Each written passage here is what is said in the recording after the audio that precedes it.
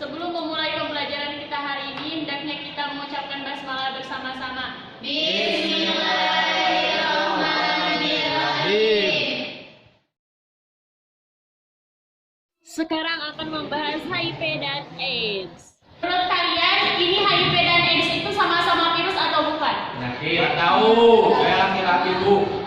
Virus atau bukan? Jawabannya virus atau sama-sama virus atau bukan? Sama-sama. Ada pendapat yang lain? Sama-sama tidak virus. Sama-sama virus? Sama virus. Sama virus.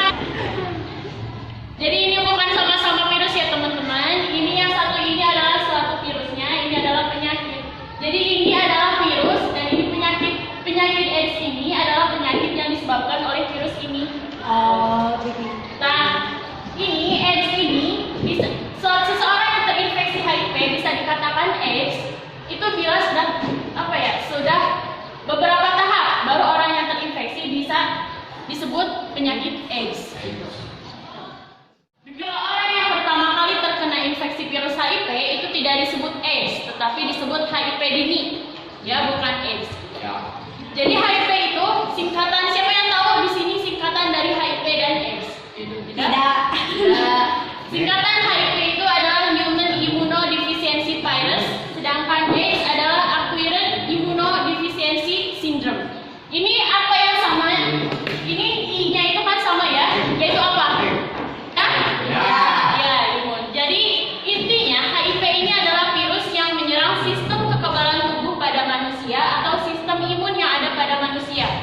Gitu. Jadi ketika HIV masuk orang yang sehat dan ada gejala-gejala, ada beberapa tahap ketika HIV masuk ke dalam tubuh orang yang sehat. Ada 3 tahap. Ada berapa tahap? 5. Tahap pertama, yang pertama, ada yang kedua, ada yang... Kalian tahu film yang di Indonesia ya? Kayak Curahan Hati Istri, pernah nonton? Ya, ada. Ya, sampai kalau ibu-ibu dengan pergi ke rumah sakit jauh-jauh udah kanker stadium akhir. Nah, di HIV juga ada yang dinamakan dengan stadium akhir, yaitu pada tahap ketiga. Di mana pada tahap terakhir ini barulah ketika orang terinfeksi HIV disebut AIDS. Ini pada tahap ketiga. Jadi pada tahap ketiga barulah disebut apa? AIDS. Ya. AIDS. Acquired Immunodeficiency Syndrome. Pas orang yang terinfeksi virus HIV pertama kali atau pada tahap pertama itu ada gejala-gejala tertentu dan berbeda-beda pada tahap kedua dan tahap ketiga. Sama, namun diperparah saja pada tahap ketiga ini, yaitu pada AIDS. Seperti yang saya tadi bilang, HIV itu menyerang sistem kekebalan tubuh pada manusia. Nah, ketika HIV masuk ke dalam tubuh orang yang sehat, itu pertama kali respon tubuh itu kan menyerang, imunnya itu menyerang, terus mengeluarkan gejala. Pertama kali pada tahap ke-1 itu mengeluarkan flu atau responnya tubuh itu flu gitu. Flu itu disebut sel konversi di tahap pertama. Ketika sel konversi itu flu, terus tidak semua orang yang terinfeksi virus HIV itu mengeluarkan gejala seperti itu. Nah, gejala-gejala pada 8 sampai 10 orang yang terkena HIV itu ada yang demam, kemudian sakit tenggorokan, terus kemudian kelelahan, jadi sendi, jadi otot, terus pembengkakan noda limpa dan lain sebagainya. Pada tahap kedua, ini ya pada tahap pertama itu bisa sampai berbulan-bulan, bisa sampai sebulan lebih lah orang yang baru terkena HIV atau terinfeksi HIV sampai sebulan. Nah, kemudian masuk ke tahap kedua. Tahap kedua di mana virus HIV itu berhenti. Bukan berhenti virus HIV itu masih bekerja. Namun gejala yang ada pada tubuh itu berhenti. Jadi disebut masa jendela. Tapi virusnya ada kene gitu di dalam tubuhnya. Nah, pada masa jendela ada sampai 10 tahun atau bertahun-tahun orang yang tidak bergejala namun membawa virus HIV. Jadi bisa menularkan kepada orang lain, namun orang tersebut tidak tahu bahwa dirinya mengidap HIV. Banyak sekali dengan di kampung-kampung atau suka sepele sekali kalau misalnya aku demam balik lagi di rumah. Sakit biasa atau flu biasa, ini harus hati-hati gitu. Pada tahap kedua ini masa jendela disebutnya, yaitu masa di mana tidak bergejala sama sekali sampai beberapa tahun sampai puluhan tahun tidak bergejala. Itu pada tahap kedua, tidak adanya gejala. Kemudian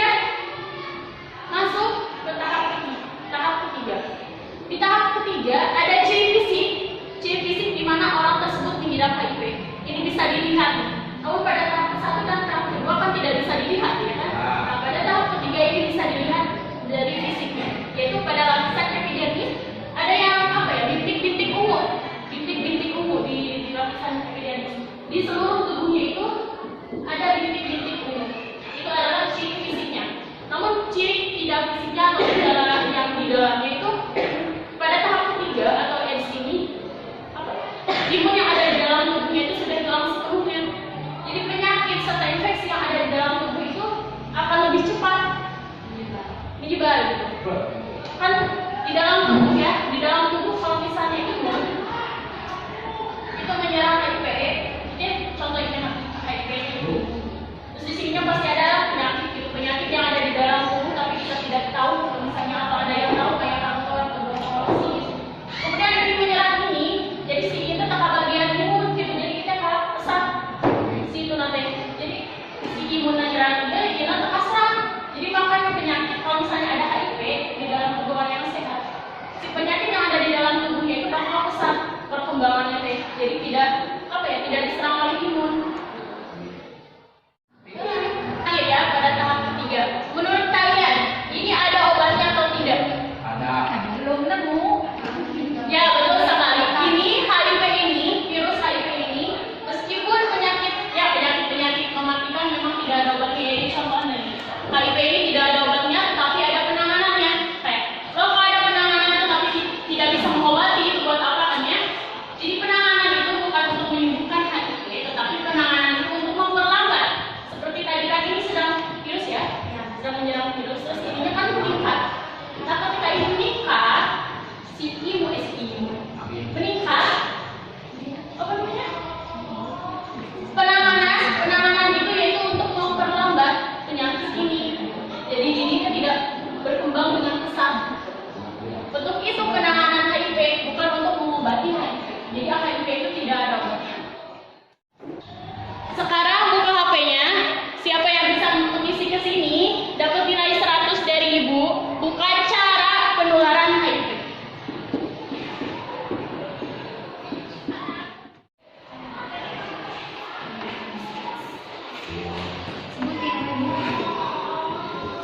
Tulis aja lah.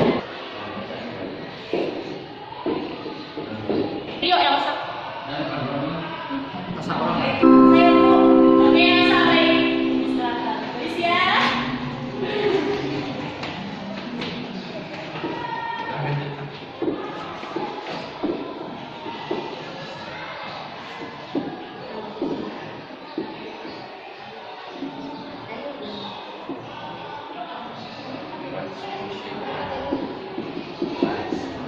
Ayo. Oke, siapa?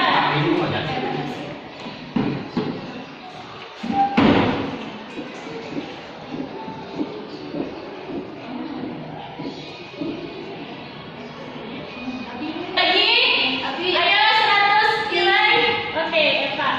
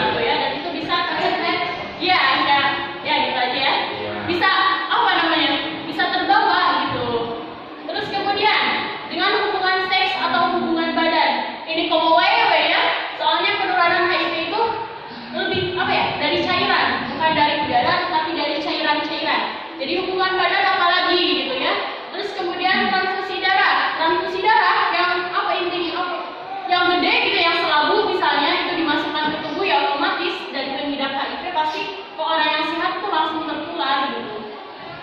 Dari transfusi darah ini, kalau misalnya dari kedokteran itu ya, sterilisasi pasti ada undang-undangnya. Terus kalau misalnya mau mendonor darah kan suka ada diminta riwayat penyakitnya.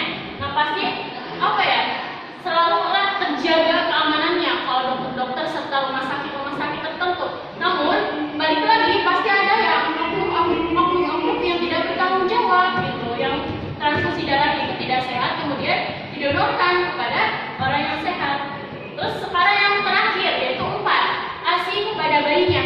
Memang misalnya ada bayi yang sehat, kayak bayinya itu disusui oleh ibu yang lain gitu ya, terus si ibunya itu mengidap HIV, itu bisa ditularkan kepada bayi. Itu kasihan sekali, bayi yang tidak tahu apa-apa langsung mengidap HIV gitu. Terus selain ASI kepada bayi, itu bisa dari ibu ke anaknya. Kalau ibunya sedang hamil, kemudian mengidap HIV, itu ketika melahirkan anaknya sudah terkena HIV gitu. Jadi sangat kasihan sekali. Bagaimana ini cara pencegahannya gitu ya? Dari penularan ini. Jadi intinya pencegahannya itu harus hati-hati, karena HIV itu ditularkan dari cairan-cairan, gitu, dari cairan keringat juga bisa gitu. Makanya dalam Islam itu jangan berzina itu karena ini juga gitu, karena buat kita juga gitu loh. Jadi HIV ini menular dari cairan-cairan. Paham sampai sini? Insyaallah. Baik, saya akan memberikan sesi pertanyaan. Siapa yang mau bertanya? Oke, Elsa. Bagaimana cara penanganan penyakit HIV? Cara penanganan penyakit HIV ya. Penyakit HIV itu penanganannya menggunakan obat-obatan. Obat-obatan seperti tablet. Obat-obatan itu disebut anti apa gitu ya, ibu lupa lagi. Itu adalah ARV, disingkatnya ARV. ARV itu untuk obat-obatan menghambat virus HIV menyerang sistem kekebalan tubuh pada manusia. Itu disebut obatnya itu adalah ARI ya. Ini obatnya. Kemudian pasti disuruh oleh dokter untuk menjaga pola makan, terus untuk hidup sehat gitu. Nah, kemudian yang ini apa? Oke, sekarang ada. Oke, Siva. Setelah ada beberapa orang yang terkena HIV, apakah ada yang sembuh? Oke, baik. Seperti yang tadi saya sudah jelaskan ya, HIV itu tidak ada obatnya. Jadi meskipun dari 8 sampai 10 orang itu terinfeksi virus HIV, itu kemungkinan besarnya ya tidak sembuh karena memang tidak ada obatnya. Virus HIV ini tidak seperti virus corona ya, kalau sekarang itu kalau sekarang itu seperti sembuh. Terus kalau HIV itu kan tidak ada obatnya, tetapi ada penanganannya, yaitu untuk memperlambat penyakit itu. Baik, ada lagi? Oke, Denisa. Kebanyakan yang terkena HIV umur berapa? Oh, kebanyakan. Kalau ditanya kebanyakan, itu tergantung pola hidup masing-masing gitu. Kalau di Indonesia kan mayoritasnya umat Islam. Kalau misalnya kita memenuhi apa yang dilarang oleh Allah seperti zina dan contohnya, itu akan jauh gitu dari HIV. Karena kan dari cairan-cairan itu banyak sekali ya, apalagi kalau hubungan badan ya ngomong lagi gitu. Jadi itu pola hidup masing-masing. Kalau di Indonesia itu paling banyak HIV itu dari hubungan badan sama jarum suntik narkoba gitu kalau di Indonesia. Jadi itu mah kembali lagi kepada pola masing-masing. Tapi kalau disebut kebanyakan itu tergantung. Tapi kalau di Indonesia itu nggak tahu ya, tapi soalnya mayoritas Islam. Tapi kalau semuanya memenuhi perintah Allah dan menjadi larangan yang pastilah sedikit daripada luar negeri. Ada lagi sudah? Dari sampai sini saja materinya. Sudah bisa dipahami? Oke, jadi HIV itu apa? Penyakit kekebalan HIV. Betul sekali. Ya, penyakit HIV itu virus, itu penyakit betul, tetapi HIV itu virus yang menyerang sistem kekebalan tubuh. Ya, terus kemudian ada berapa tahap? 3. Ya, pada tahap ketiga itu disebut penyakit. Pada tahap pertama disebut HIV. Ini. Betul sekali. Ya, seperti itu. Paham? Sekian yang saya bisa sampaikan pada hari ini. Mohon maaf ya apabila kurang dalam menjelaskannya. Sekarang kalian bisa searching untuk lebih jelasnya lagi ya. Oke. Baik, untuk mengakhiri pembelajaran kita hari ini, hendaknya kita mengucapkan alhamdulillah bersama-sama. Alhamdulillahirabbil alamin. Terima kasih. Wassalamualaikum warahmatullahi wabarakatuh.